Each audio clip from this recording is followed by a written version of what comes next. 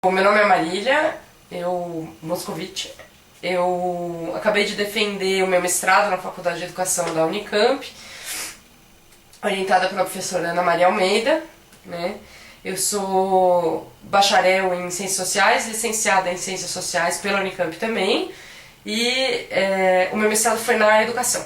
Eu comecei a pensar em estudar o meu assunto do mestrado quando uma amiga minha comentou que ela tinha um dilema muito grande entre seguir uma carreira acadêmica ou ter filhos e ter uma família, né? E eu não me identifiquei nesse dilema.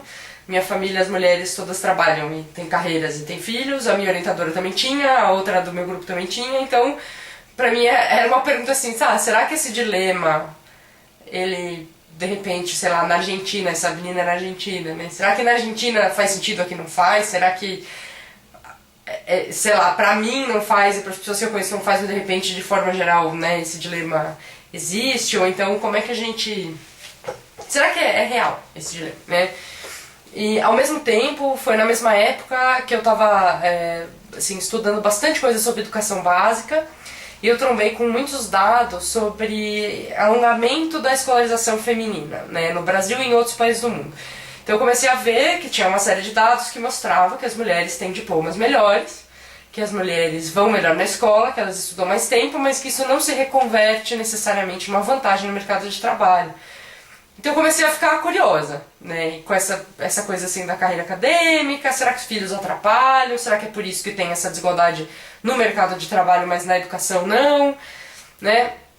E então decidi estudar a carreira acadêmica. Eu fiz isso porque, bom, primeiro que eu comecei a ler muitos estudos sobre a carreira acadêmica, então que usavam a carreira acadêmica para discutir essa desigualdade, tanto porque é uma carreira que precisa de uma escolarização muito alongada, ou seja, a pessoa precisa ter o doutorado, então talvez a carreira que demanda a escolarização mais alongada que existe, né? Então tinha essa relação aí com a escolarização das mulheres, e também porque a carreira acadêmica, ela de maneira geral, tem uma posição de muito poder na nossa sociedade, né? Sim, claro que eu estou falando de um jeito até um pouco leigo, mas você produzir conhecimento é você definir, de certa forma, coisas que a sociedade vai pensar, ou que você pode intervir, etc. Não que seja a única forma de produzir conhecimento, mas esse conhecimento tem um status, ele goza de um certo status na nossa sociedade. Então eu comecei a querer entender se nesse espaço de muito poder, né, nesse mercado de trabalho, que significa um espaço de muito poder na sociedade, se as mulheres estariam em condição de ocupar esse espaço, né, e de construir carreiras e serem reconhecidas e ter poder dentro desse espaço de poder. Então eu comecei a ler muita coisa de fora do Brasil e comecei a fazer essa pergunta, né? No Brasil tinha muito poucos trabalhos sobre o tema e tinha muitos trabalhos sobre as áreas das ciências naturais. E esses trabalhos eles discutem muito mais o acesso das mulheres à ciência, no sentido de ciências naturais, né, na grande maioria das vezes, do que a carreira acadêmica em si, que pode ser feita em outras áreas que não necessariamente ciências naturais.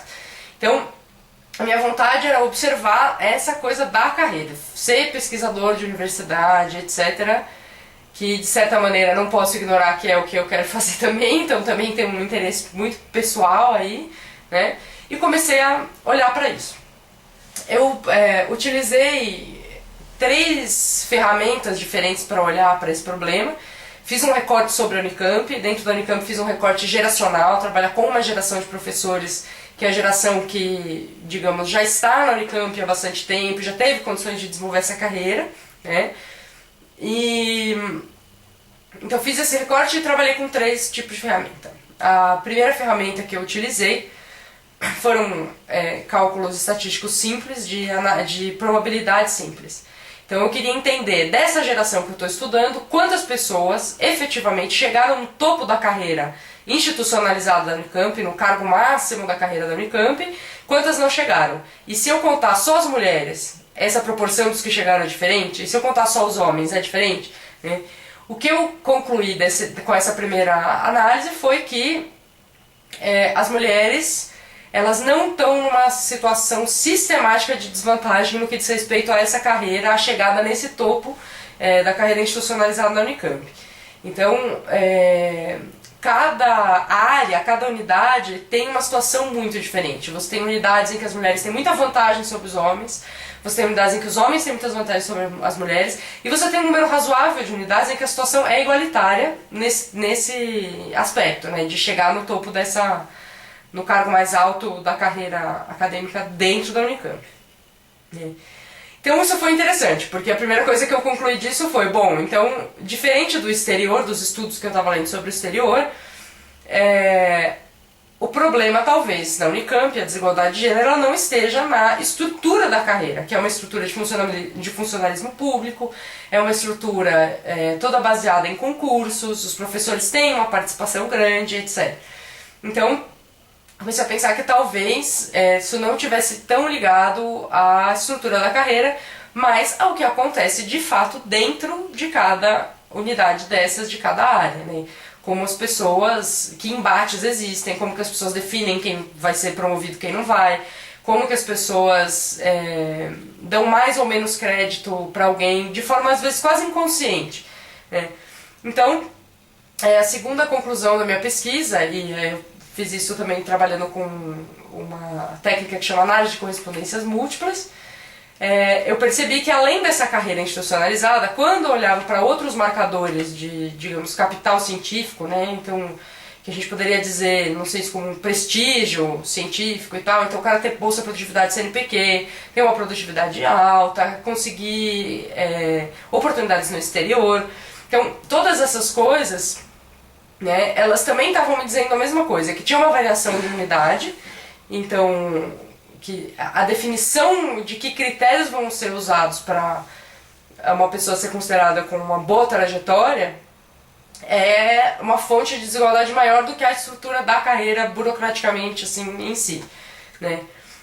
E percebi também que as mulheres estavam um pouco menos associadas com esse super acúmulo de prestígio, e aí percebi uma coisa que se confirmou nas minhas entrevistas, que foi a terceira ferramenta que eu usei para fazer essa análise, que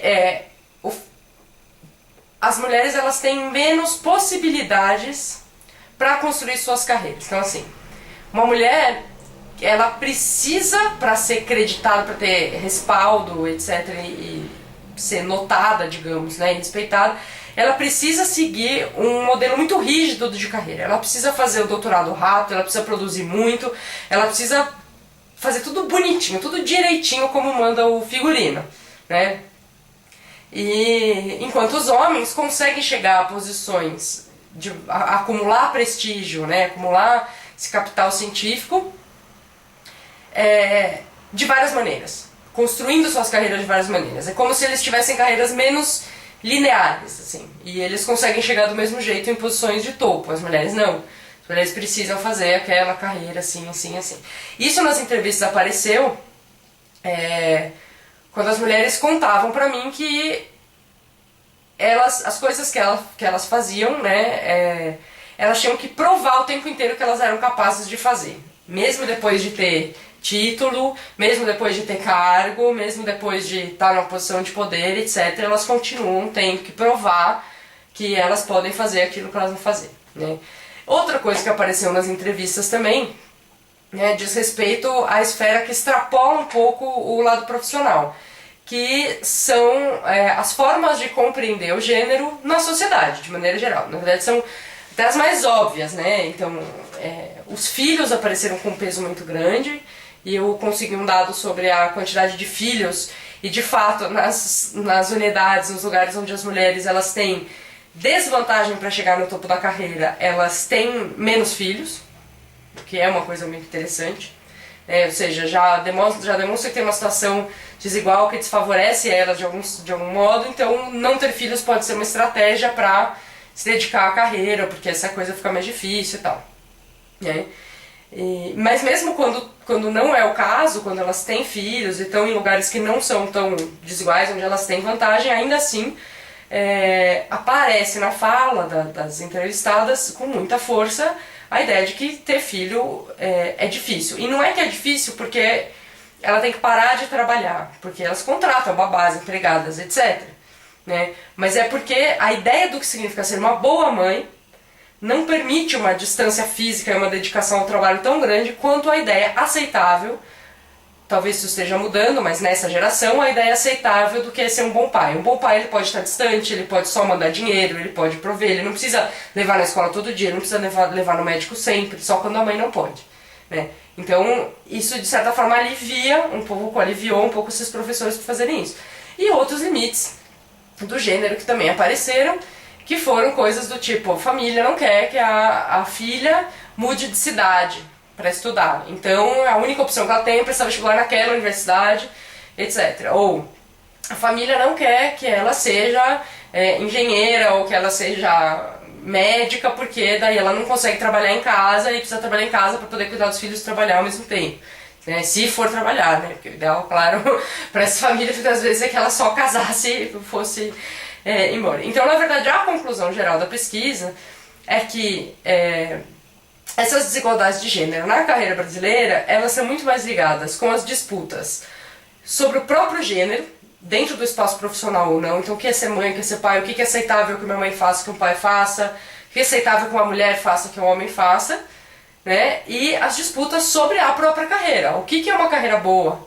É uma carreira que publica, é uma carreira que é rápida, é uma carreira... E como que essas coisas, essas definições são apropriadas de formas diferentes para homens e mulheres. Então essa, na verdade, essa foi a conclusão a que eu cheguei. Não explica grande coisa de como funciona essa desigualdade, né? Afinal eu sou um mestrado, mas já dá uma pista para a gente estudar a carreira brasileira de uma forma diferente do que se estudam as carreiras estrangeiras.